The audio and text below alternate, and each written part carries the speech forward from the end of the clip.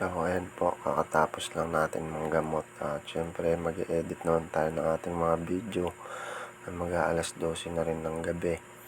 At bukas may pasok pa tayo sa ating trabaho bilang gwardiya. So, ganyan po ang ginagawa natin.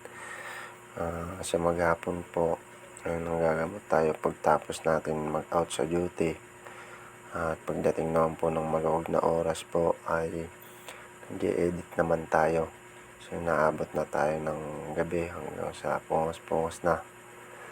At medyo antok na pero kailangan natin i-edit ang mga video natin para may i-upload natin sa ating Batang Lingkod Pet Healer, sa ating Facebook page at sa ating TikTok sa Ronnie Josemina at sa ating YouTube channel na Batang Lingkod. So, tatlo po ang ina-uploadan natin.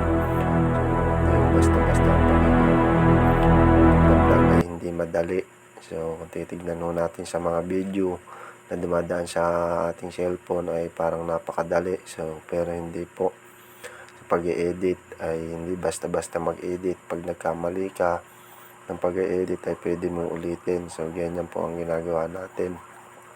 Pagtapos natin na magwardya ay nanggagamot po tayo. Pagkatapos ang maluwag na oras, abutin tayo ng kahit anong oras. So, mag-12 na po niyan ang pag-i-edit natin. Bukas may pasok pa tayo sa ating trabaho na paggugwardya. So, God bless po at sa mga nagtitiwala ay maraming salamat po at God bless sa ating lahat.